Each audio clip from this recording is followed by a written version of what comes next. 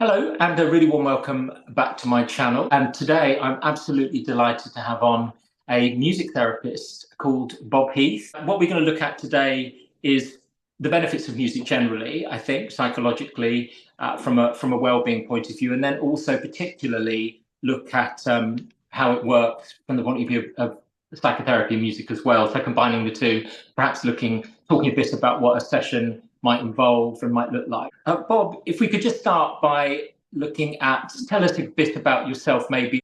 I started out as a chorister when I was a little boy, and I have some very vivid memories of being part of a huge church choir and feeling completely overwhelmed by some of the music, just not being able to sing because I was so moved. This was the 60s, so I was kind of going home and listening to the Stones and the Kinks and the Beatles, but then crying when I was singing the Magnificat. It was very weird.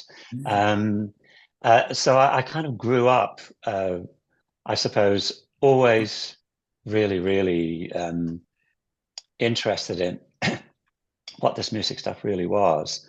I had a bit of a career as a musician and songwriter. I'd always played music and always played in bands.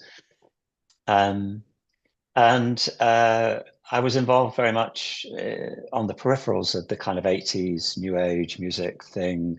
Um, but from a healing point of view, I got involved with a couple of people from Australia who were using toning and singing as a way of promoting relaxation, good breathing exercises, rebirthing, that kind of stuff. And I suppose that was the first time I really got involved with, directly being involved with the therapeutic nature of music in a more sort of overt way. And then I began to work in special education for an organization called Soundabout. And what Soundabout do is to go around schools all over Britain and teach classroom stuff, very basic musical approaches to enabling intensive interaction and communication, predominantly with very profoundly disabled young people. Right. And for the first time really in my life, I was able to actively be a part of that process where just using very simple musical techniques, rhythmic or without access to a sort of a traditional language, just our voices, eye contact through sound, and realizing and being able to see for myself how powerful that was. And I did that work for a couple of years and decided that I wanted to keep learning and study more. So I decided to train as a music therapist. Okay. And what did that involve, training as a music therapist? I went to Bristol University. In those days, when I trained initially, it was a postgrad diploma. And it was a mixture of, I really loved it. It was very much a case of really investigating your own relationship with music. Mm-hmm. The way that we think about music, the way that we play our music. And it's almost like breaking it down into tiny little elements and then reapplying the elements back to processes that might be of help to other people. Mm-hmm. And alongside all of that, and that's quite an experience for people who've been doing music for 40 odd years of their lives. You kind of have to relearn. Yeah. And alongside that, there was a lot of counseling and psychotherapy training, and which I really loved. And so, yeah, 2 years later, you emerge with your PG dip and a very changed musician, and hopefully with enough introduction to therapeutic skills to be able to go and be of some use. Okay. So how did they actually teach it then? What would an average week involve with it? So the Bristol course was based very much on it was a very humanistic course. So it was very much Carl Rogers, really. Okay. So very much a humanistic approach. There were other courses that work and consider themselves to be working in more psychodynamic ways. There are other courses that consider themselves to be much more sort of rooted in music. Mm-hmm. But yeah, Bristol was regarded as the home of the humanistic approach. So yeah, before we started, we were reading Carl Rogers, and yeah, I'm studying a range of approaches to counselling and psychotherapy. Mm. And you said about one of the things that was involved in the training was particularly looking at, you say, your relationship with music. Most people, well, a lot of people who end up training as music therapists have had something of a career in music at some point. Yeah.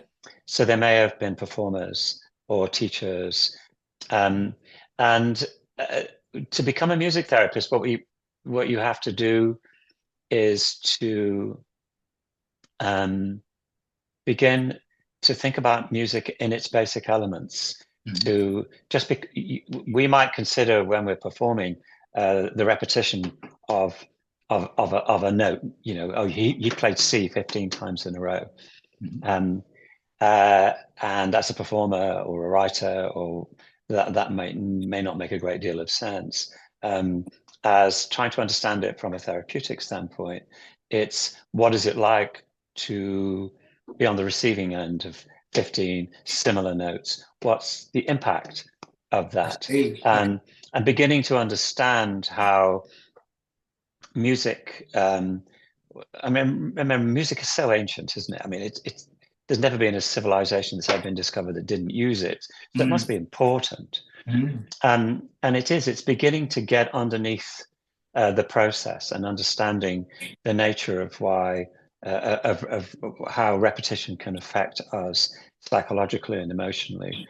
What pitch means, you know, why we respond in a particular way to very low pitch, you know, bass and drums, and how that can very much relate to our sexuality, kundalini, why very high pitches might kind of affect us in a almost ethereal way, how yeah, kind of understanding all of the elements and trying to place those into why would the sound of a clarinet played in this particular way, what is it about the timbre of that instrument that might resonate with this particular person, and why is that important, and what might it be doing?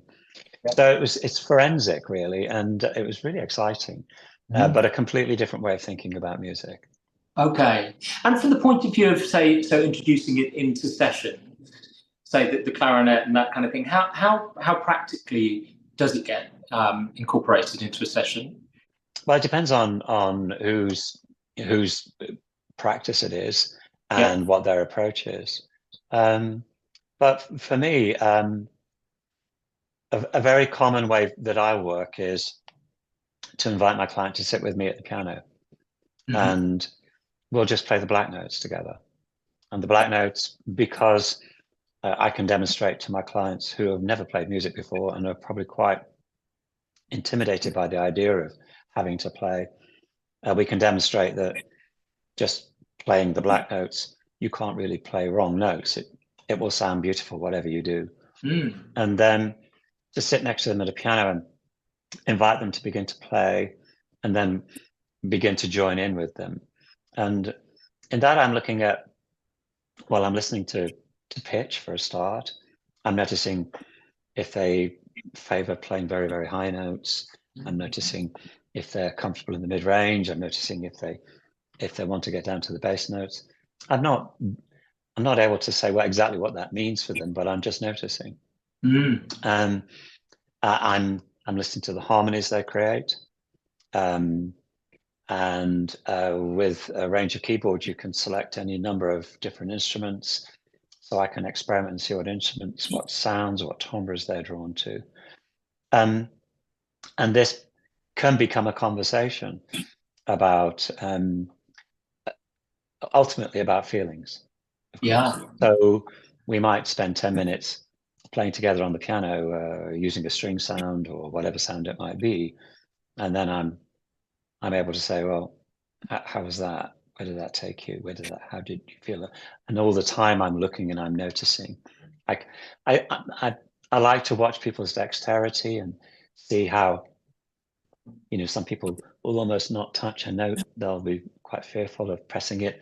Others are, you know, and are very able to hammer away at the notes. And then there's everything that goes on in between.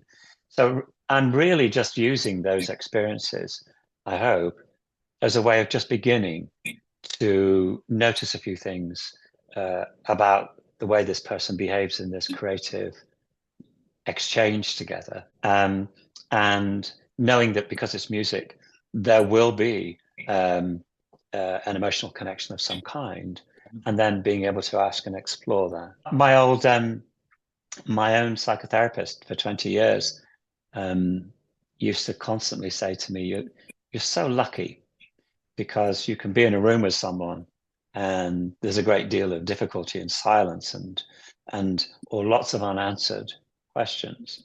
And one of the things you're able to do is to say, oh, I have no idea what the answer to that is, but come and sit with me at the piano and we'll see where it takes us. And Okay. and I really like that. Yeah.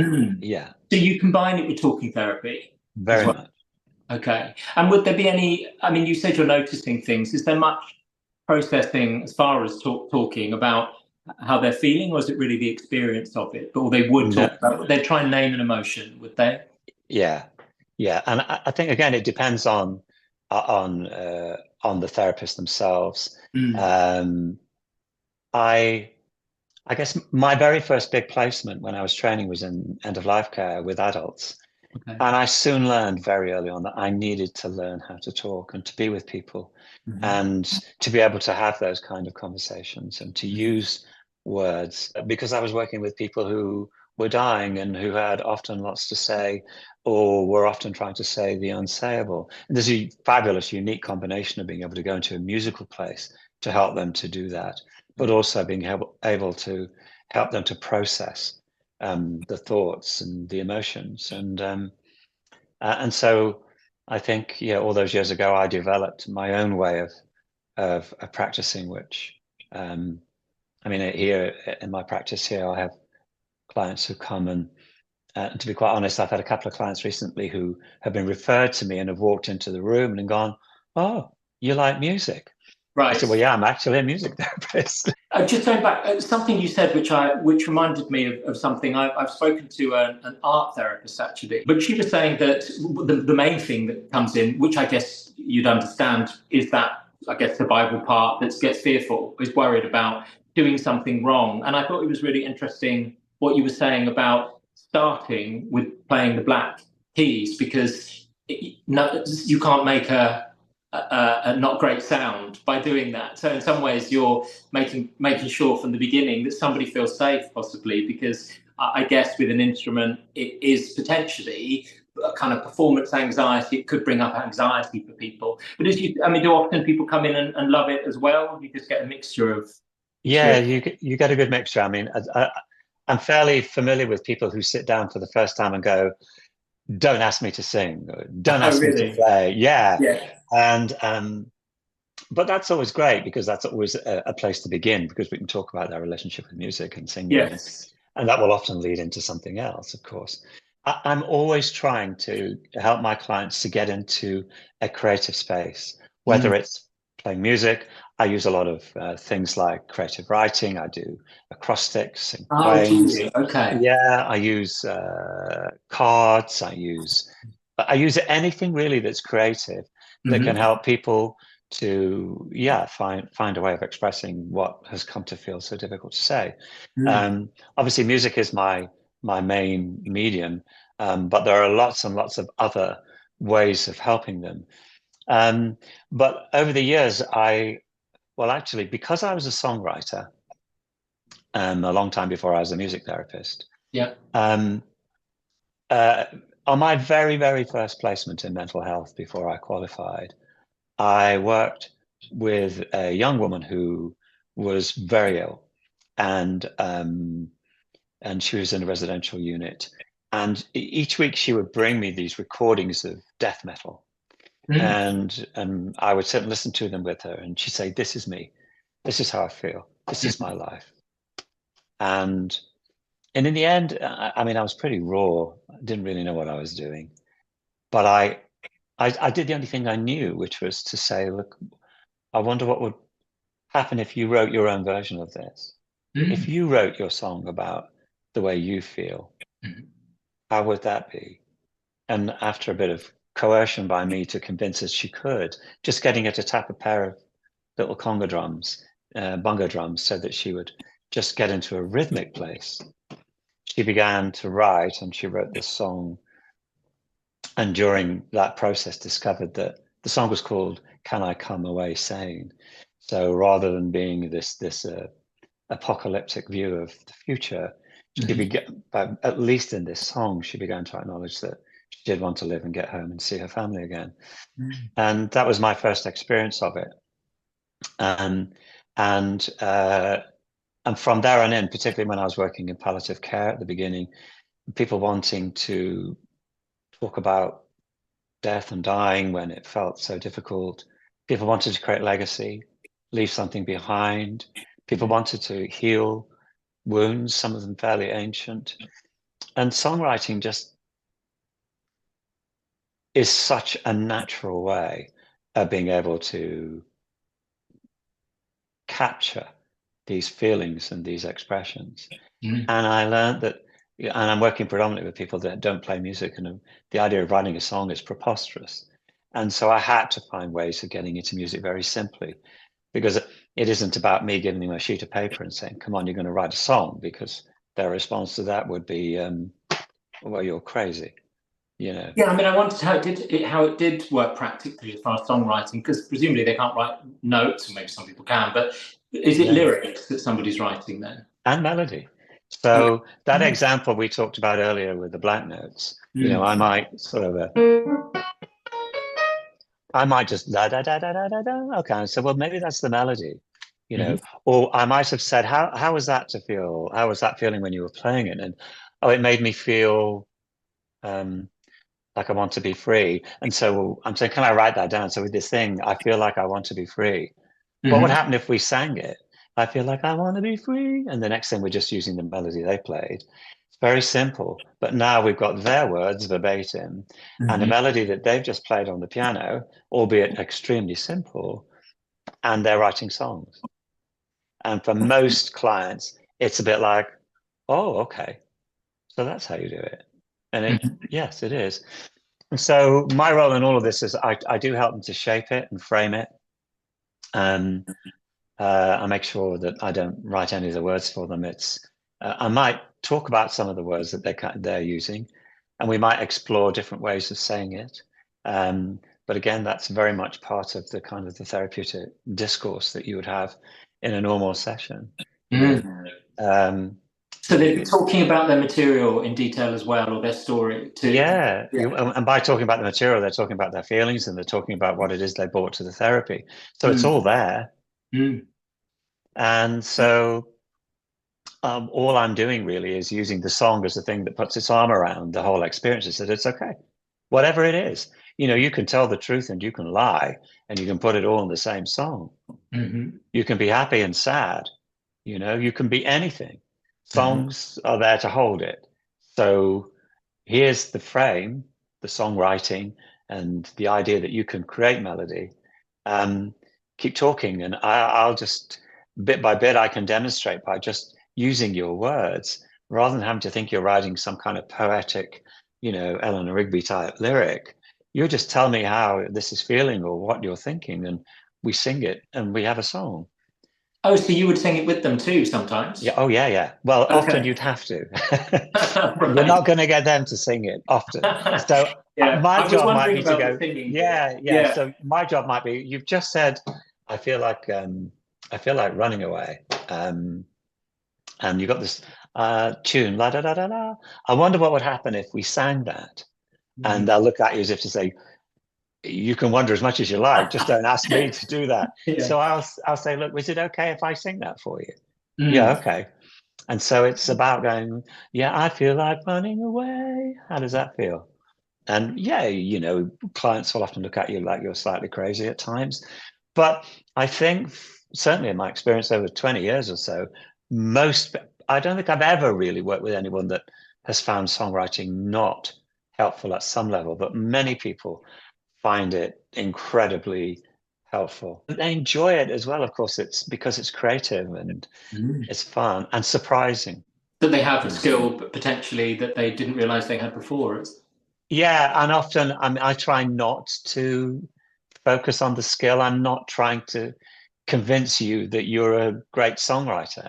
Mm. What I'm trying to help you experience is within this creative framework, this song thing, which Yeah. mankind has always done, by the way, always. We've always sung about our feelings and our thoughts. Mm. You can't imagine a world without it. It's the Mm. way that we built our societies, unite, the way we fight our wars. It's all of those things, you know.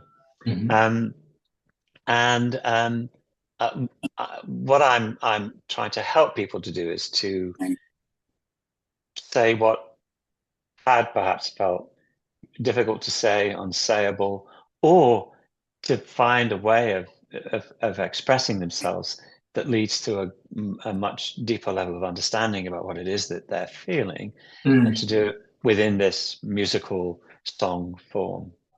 And what do they do with songs? It's just the act of creating them, or do people use Yeah, them or sing them to other people or show them to other people? well, I have a recording studio here, so some people, for some, a lot will just make a sketch recording, and sometimes I'll just keep that here. Sometimes they'll want to take that away. Right. Um, and of course, if you're working with people over a period of time like this, another good thing about working in these kind of ways is that they get to take homework home. You know, Mm. it's I use CBT, if you like, in a strange songwriting way. So I'll Okay. ex I'll explain the hot cross band to people, and we'll sit and we'll explore, you know, the relationship between thoughts and feelings, Mm. and the physical, and and and we'll use some of the words that come out of the CBT kind of approach, Ah. and maybe even put those into the song. They can take that home, and often they'll come back the next week. You know what? I've been thinking about the way I'm saying that, and I want to say it differently. I don't know if Mm. I really feel I think actually this is what I really believe, and so on and so on. So And there's so some it's process that happens. Yeah. yeah, yeah, yeah. So it's Mm. helpful in Mm. those ways. Mm. And then there are some people who like to do big recordings, and we do multi-track recordings, Wow. and lots of people end up, yeah, making their own CD, which involves them playing and singing, having written it, and capturing it all. So for some people, it's like a big thing. It's Gosh. quite Yeah. a thing. Mm. Make a whole CD, did you say? Yeah, yeah. I've had clients make albums Mm. and go on the radio, Wow. and it's a challenge, isn't it, for a therapist? This, and it's always one of the big questions when I'm teaching this to other therapists is, yeah, hang on a minute, you know, what happened to confidentiality? What happened to Mm. containment? And it is difficult. You know, I think when people create this kind of work within a therapeutic relationship, I'm all the time I'm doing everything I can to encourage them to have a complete sense of ownership themselves. Yes. And so it would be a bit ludicrous of me to say, well, you can't take it away, it's not yours. Yes. I have to allow that, but I always have a kind of a contract, either spoken or unspoken, with my clients, which is, if you want to take the work away and you want to do something with it, we'll always have a conversation about what that might be like. Mm-hmm. Because some of the dangers, certainly, well, I can think of lots of examples of people creating very powerful pieces of music and songs that they wanted to share with their families, um, where I felt that it wasn't safe to do Okay. that. Mm-hmm. So, for instance, a client writing a very beautiful song for her daughters to be played at her funeral, in which she tells them how much she loves them, and apologizes for being a part of some sibling differences. And so writing the song was her way of saying it. Mm. But the idea of just presenting that to her daughters at their funeral, I was able to convince her that that wasn't a good idea, and that if uh, a more positive use of what she created might be to use it as a way of having the conversation with her daughters before she died. And a way that we could do that would be to invite the daughters in to my therapy room, and that we would all listen to it together and we could Right. contextualize it, Mm. which is what we did. And of course, Mm. it was extremely difficult, but it really helped and it worked. Amazing. So, you have to, yeah, you have to be mindful of those kind of situations. You can't Yeah. control it completely, Sure. but I think part of the work is within the relationship that you establish with the client, Mm. having enough of a relationship, be able to say, let's talk about whether Mm. or not that's a Yeah. good idea. And an awareness of the impact on other people, because music is so emotional as well, isn't it? Yeah, When you yeah, were talking about it, I think you said "made me feel," and that because I would say, sort of growing up for me, there were two things. There is that sort of relationship with self, isn't it? Connecting with music made me feel particular things. You said you were listening to perhaps the Rolling Stones and also Magnificat. I think I have a playlist which is more party, which I guess is more the nervous system being up here, but also ones which would be about love and calming and piano and melody, which is regulating, isn't it, and calming. So I yeah. think the way that music affects the nervous system as well. I mean, perhaps we can come on to the effects of music too. But that's relationship with self, isn't it? I know that when I was growing up, I could manage my mood really, depending on what I Mm, wanted to listen to and choose what I felt based yes. on what I put on, what I listened Yeah, to. But the other part of it, of course, as well, I suppose, with what you're talking about with clients, is when it's brought into relationship with others as well, isn't it? it is. Harmony, Yeah. very, very connecting with people. When people go to concerts and Mm, either perform music with lots of others or listen to music with 70,000 other people, they remember that they for the do. rest of their life, because there is something about sharing it with others too, which is amazing. Yeah. It is. It's incredibly unifying.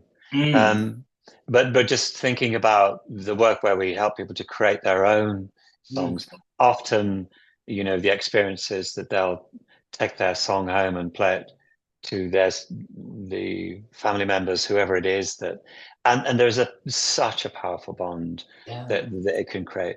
But also we have to be mindful too that sometimes it doesn't work like that at all. Mm. Um, so part of all of this is being aware of uh, music can provoke negative Mm. responses, negative emotions as well, and Mm. also uh, music is so endemic that everyone really has a relationship with music. Yeah. You know, everyone pretty Mm. well,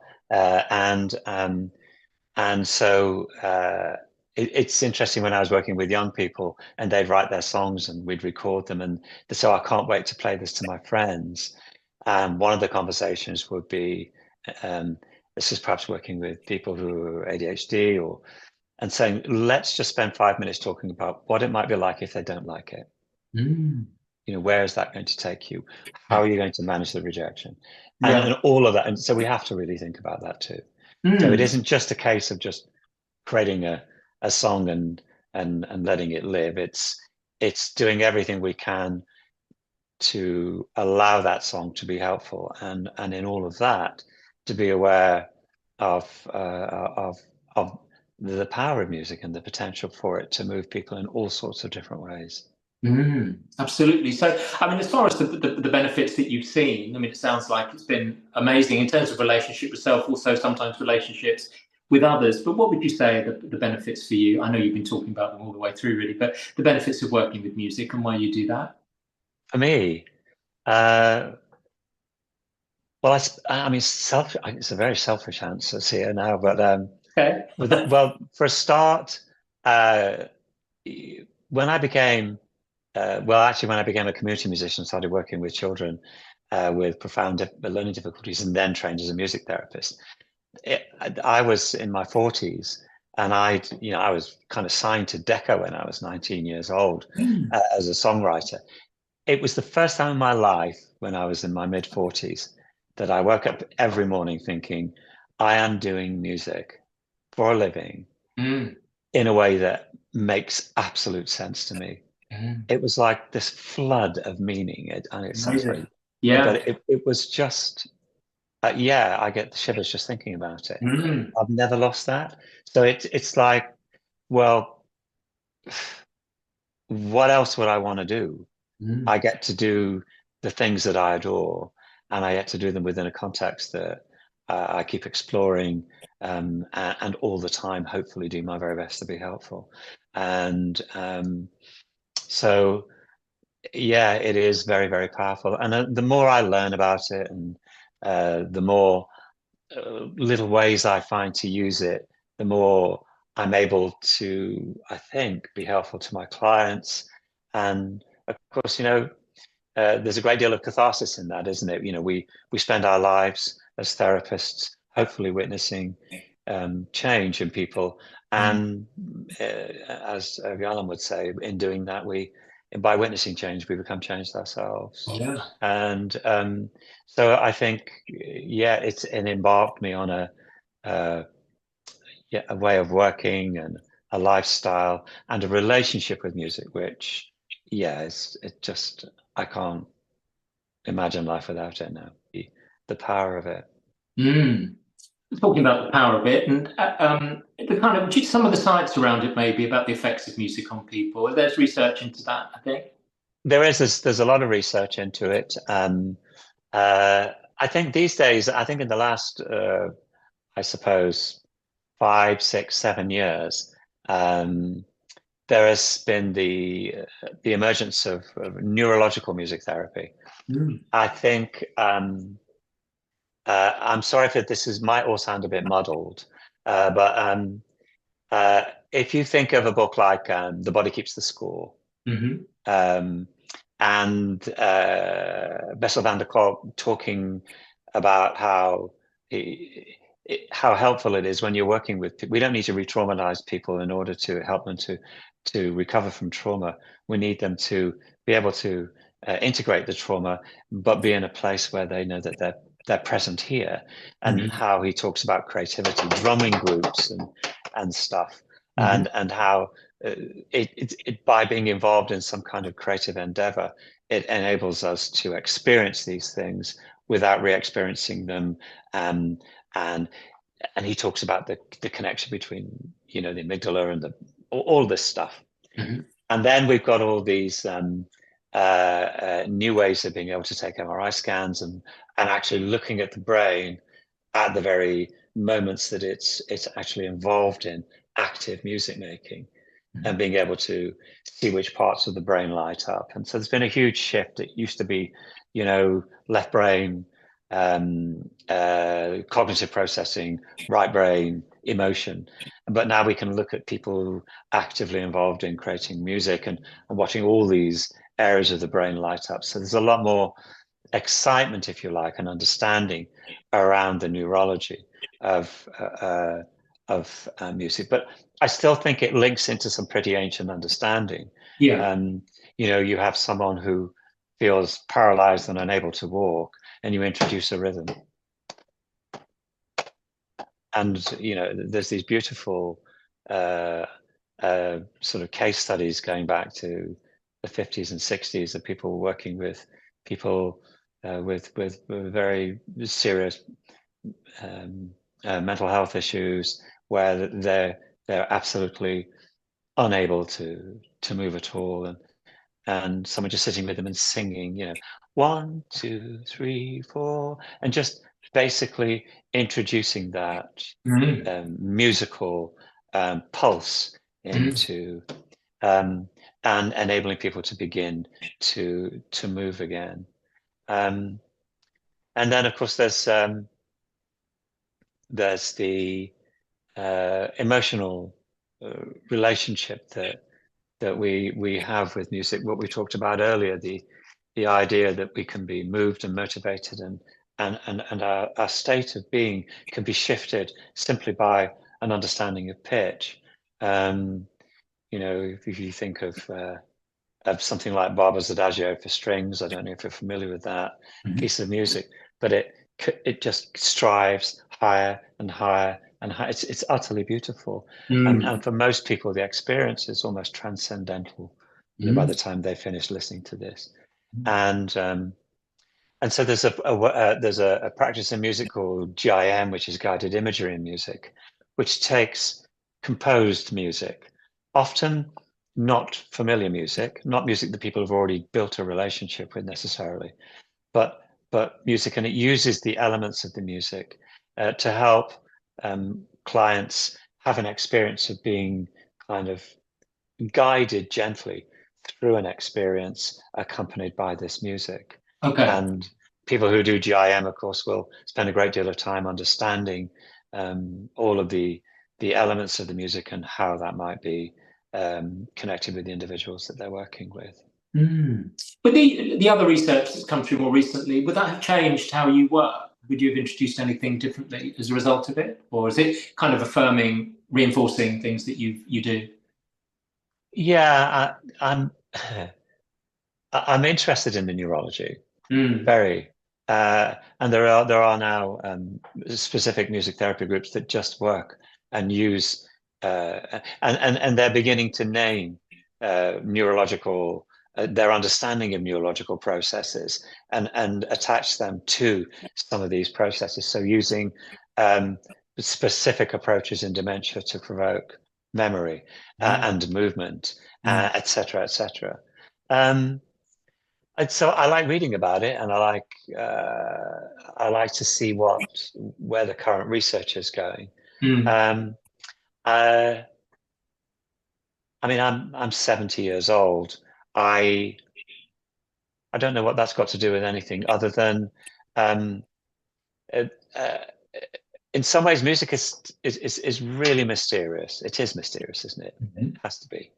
And I still love being a part of the mystery of that too. Yeah, it's just the experiencing of it, I think, as well, isn't it? Yeah, Sometimes, but I mean, the cognitive framing of things can be helpful for people as well who to I think so. understand things. Yes. But it's an emotional experience as well, isn't it? Primarily. Yeah, and Yeah. I think I do my best to combine the two. So I Yeah. think it's really helpful to understand uh, what the cognitive implications of what you're inviting people to embark upon Yeah. are, and what the potentials are. Mm. And of course, I think it is very exciting to be able to witness just how profoundly helpful or important music is to Mm. humankind. Um, uh, but my work is still really, really relational, Mm. and I think I'm fairly deeply embedded in that, uh, and that's where I feel comfortable. I mean, we've talked about the kind of power of it and the benefits of it. You've mentioned probably a couple of challenges, which might be that somebody would walk in and go, I'm not, or be slightly intimidated by the instrument, or certainly singing, the possibility of that. And also talked about bringing things outside and into relationship with other people as well as something that could be challenging. Are there any other challenges you would say? Well, I suppose one of the challenges that music therapists really need to take on board is that you're working with a huge cross section of people. Mm. And so you're working with people who will have grown up experiencing a vast range of different kinds of music. Um, and so I think one of the challenges is to be able to be helpful enough by being able to come up with enough of a representation of music that feels relevant to people's experience. Mm. So, it's I grew up as a guitarist and a singer-songwriter and played in bands, and yeah, I got better at the piano and all the rest of it. But that was my main thing. But Mm. I also do a lot of work with people who um, are at the end of their lives. And when I first started that work 20 odd years ago, these are people for whom the 30s and the 40s Uh, would have been really important, and those songs. Um, and I might find myself in a room with someone who has only listened to Beethoven for 15 years. I can't necessarily sit and play it, but I need to be able to have a good enough conversation with my clients. I need to have enough of a sense of the music, and so I think one of the biggest challenges is to be enough music, or to be musicked enough. mm. And I encourage anyone I either supervise or my students to bear that in mind. You haven't got to embark upon learning to play 10 different instruments, to conservatoire standards, but you've got to really open yourself to being enough music so that you can work with a wide range of people. Okay, okay. How many instruments do you play? Just out of interest. Well, I play loads of them, sort Okay. of just about.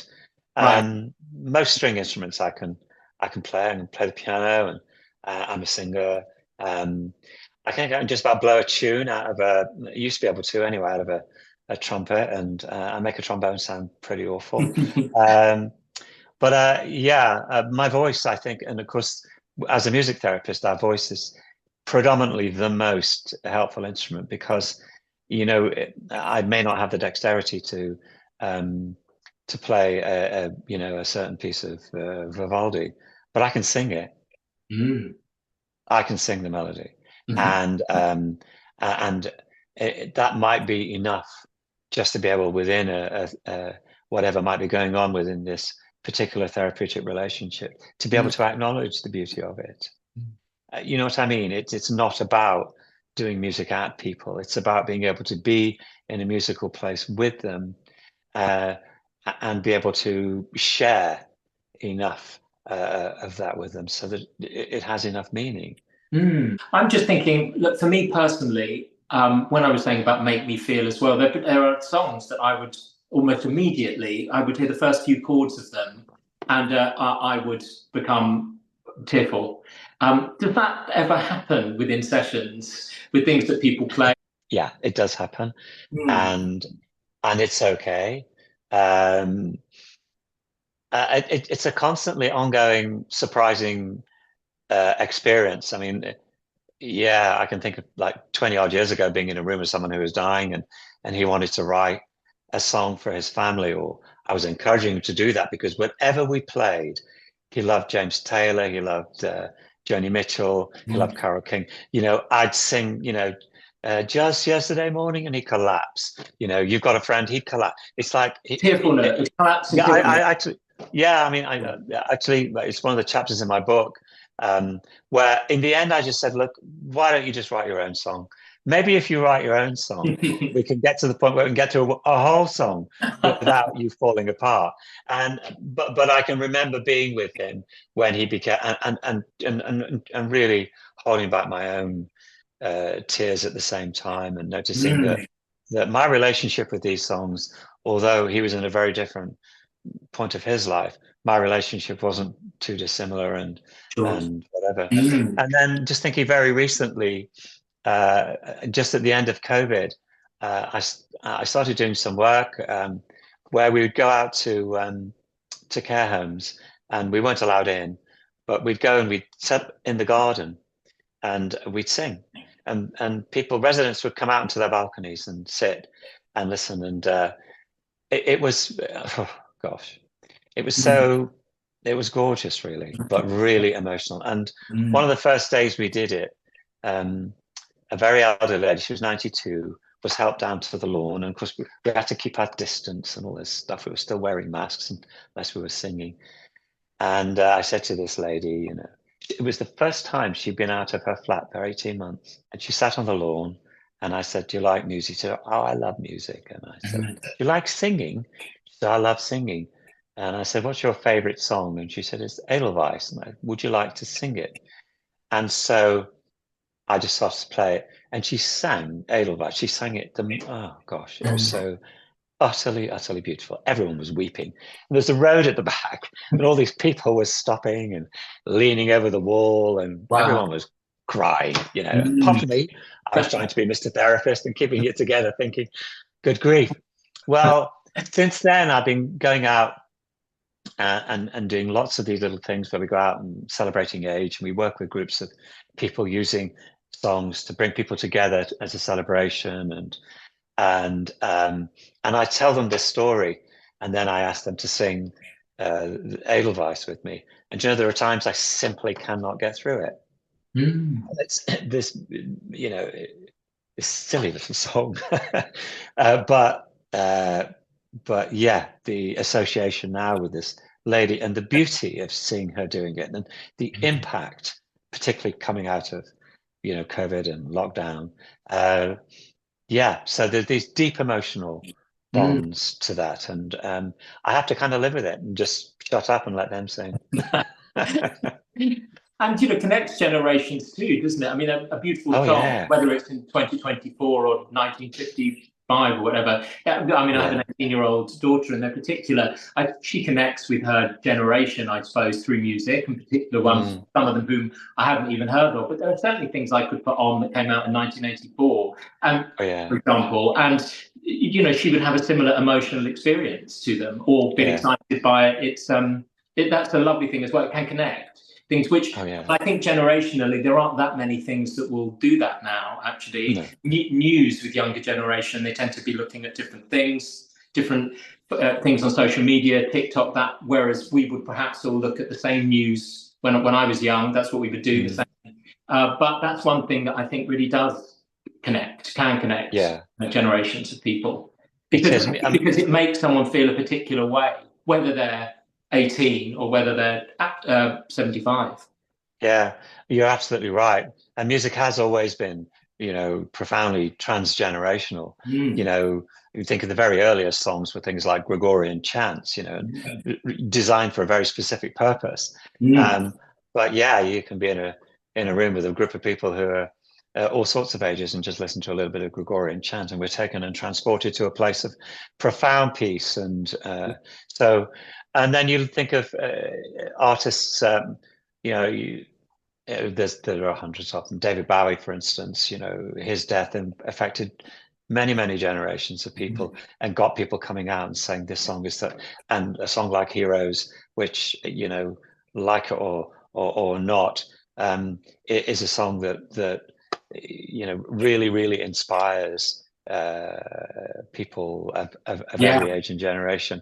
And you listen to something like Radio 6. I listen a lot to Radio 6 music, and they're playing music that was released this morning, and music from the 40s and 50s, and no one's saying, oh, they don't belong together. They exist as a form because we have formed a relationship with them.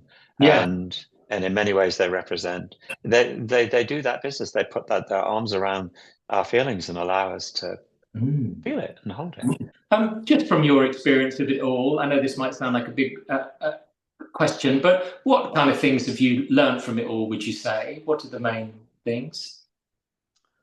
What have I learned from it? Boy, I've learned to listen in a completely different way. And I'd like to think that that's helped me to be a much better listener for my clients. I suppose I've learned that people are extraordinary. Everyone has a story. And that with a little bit of encouragement, people can, and a little bit of help, people can find all sorts of incredible ways of telling their stories.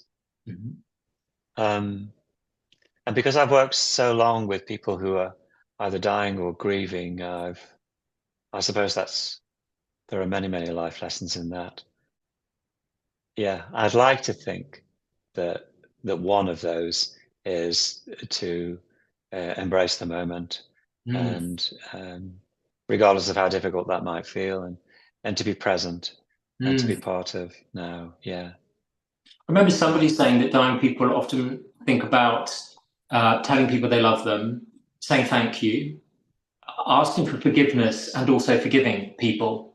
All of those sort of very loving qualities, which I think is much more that most of life, through living life, we're not necessarily doing those things. They come lower down the list of priorities. But when time is running out, I guess, then those are the things that come to the fore. Those seem to be the things that are most important, which is, I think, a lesson, personally, for what ought to be important on a day-to-day basis throughout all of life, really. Yeah, absolutely. I think that is that lesson to be present, to be authentic, and it's a very powerful lesson. I think the working in part of care for me is I suppose it's easy to say it's life-changing, but it genuinely has been. And from walking through the front door of the hospice on the first day of my placement, thinking, for goodness sake, how am I going to get through this? To actually finally getting a job at the same hospice and becoming the therapist there for over 10 years and loving it, absolutely loving it. Quite a journey. Absolutely. Yeah. For anybody wanting, I mean, I think so inspiring for me personally, what you've been talking about and everything you've been saying. For people wanting to come into the profession and study as a music therapist, particularly, what kind of things would you say to them? Any advice? Well, it's a fantastic profession. Best thing I ever did by miles. It's I teach at university. I a little bit, not much these days, and run experiential groups. So I get to see some of the new students coming through. And I think, like all training in counseling, psychotherapy, and the creative psychotherapies, the art psychotherapies, things are changing. I suppose if I had a message to anyone who was considering doing it, it would be, this will probably be the most beautiful, fantastic thing you could do with your life. Yeah. But it's a huge commitment, because you, like with any of the other therapies, you're actually committing to a life of service, which is what we do, and sort of giving our work time, often our thinking and development time, in any way that we can, in order to help people who are struggling. And that's a big commitment. And so just to be aware of that, it's a fantastic way of living and making, of working and living, but just to be aware of that. And to if you're going to train as a music therapist, to open your mind completely to music in all its wondrous known and unknown, spiritual, psychological elements, and allow yourself to be a part of it. Spend less time worrying about your musical skills necessary, and more time allowing yourself to become immersed in what music really is and what music can really offer. Okay.